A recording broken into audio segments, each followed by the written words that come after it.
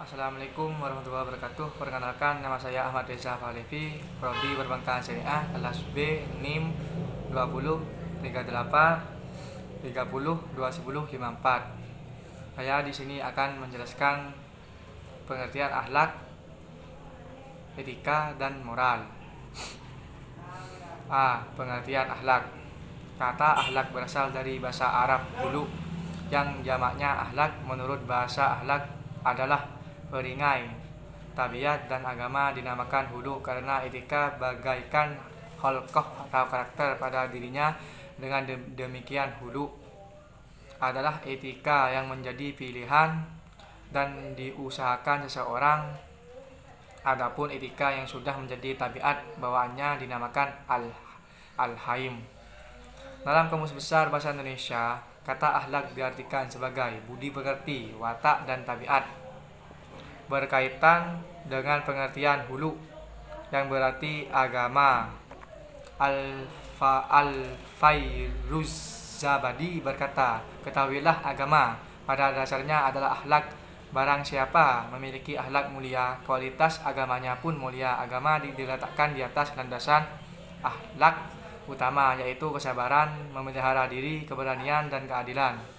Secara sempit, pengertian akhlak dapat diartikan dengan 1. Kumpulan kaidah menempuh jalan yang baik. 2. Jalan yang sesuai untuk menuju akhlak. 3. Pandangan akal tentang kebaikan dan keburukan. Pengertian akhlak menurut Imam Al-Ghazali, akhlak adalah daya kekuatan atau sifat yang tertanam dalam jiwa yang mendorong perbuatan-perbuatan yang spontan tanpa memerlukan pertimbangan pikiran. Jika akhlak merupakan sikap yang melekat pada diri seseorang dan secara spontan mewujudkan dalam tingkah laku dan perbuatan. B. Pengertian etika. Etika berasal dari bahasa Yunani, ethos, yang berarti kebiasaan atau perbiatan. Etika adalah teori tentang perbuatan manusia dilihat dari baik dan buruknya. Etika menurut filsafat adalah ilmu yang menyelidiki perbuatan baik dan perbuatan buruk dengan memperhatikan amal perbuatan manusia sejauh dapat diketahui oleh akal pikiran. C. Pengertian moral. Moral berasal dari bahasa Latin mores, kata jamak dari maus, yang berarti adat kebiasaan. Menurut istilah, moral adalah sesuai dengan ide-ide yang umumnya diterima tentang tindakan manusia yang baik dan wajar sesuai dengan ukuran tindakan yang oleh umum diterima meliputi kesatuan sosial atau lingkungan tertentu. B. Pengertian tasawuf. Pengertian tasawuf secara lugawi. Pengertian tasawuf dapat dilihat menjadi beberapa macam pengertian seperti di bawah ini. Pertama, tasawuf berasal dari kata ahlu suffah yang berarti sekelompok orang pada masa Rasulullah SAW yang hidupnya berdiam di serambi-serambi masjid. Mereka mengabadikan hidupnya untuk beribadah kepada Allah Subhanahu wa Ta'ala.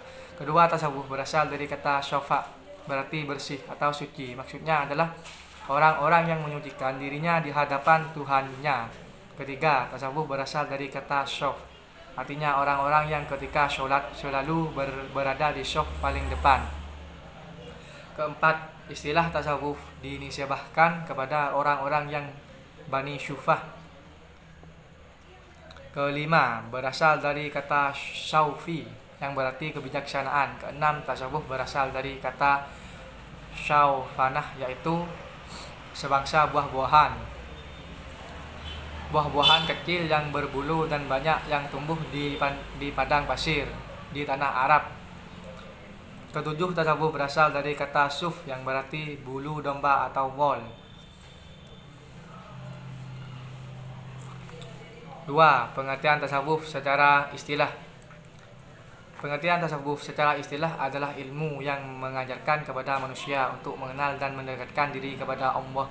Pada bingkai global, urgensi tasawuf yang disajikan bagi kalangan intelektual muda seperti para mahasiswa adalah upaya positif untuk sadar dan mengenal pada eksistensi dirinya, sehingga ia akan sampai pada eksistensi itu. Hanya konsep pendidikan tasawuf yang terkenal adalah barang siapa mengenal dirinya, maka ia akan mengenal Tuhan.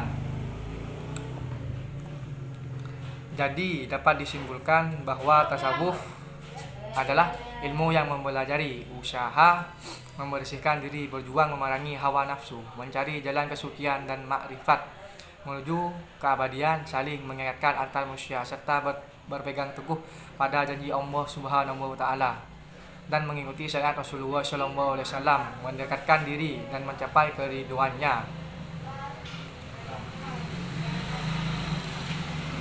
Dasar tasawuf. Dalam Al-Quran dan hadis, kajian tentang tasawuf semakin banyak diminti orang sebagai bukti. Misalnya semakin banyaknya buku yang membahas tasawuf yang banyak kita temui telah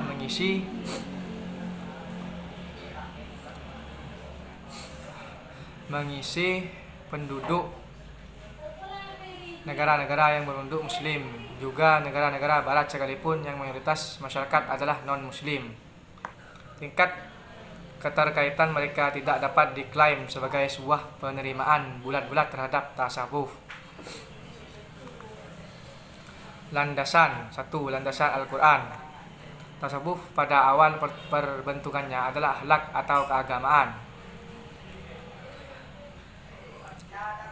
Sebab tasawuf ditimba dari Al-Quran dan As-Sunnah dan amalan-amalan serta ucapan para sahabat. Amalan serta ucapan para sahabat itu tentu saja tidak keluar dari ruang lingkup Al-Quran dan As-Sunnah. Dengan begitu justru dua sumber utama tasawuf adalah Al-Quran dan As-Sunnah.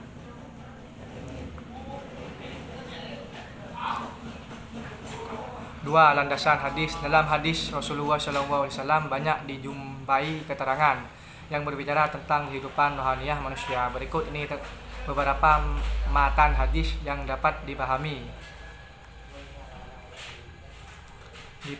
dengan pendekatan tasawuf. Artinya barang siapa yang mengenal dirinya maka akan mengenal Tuhannya.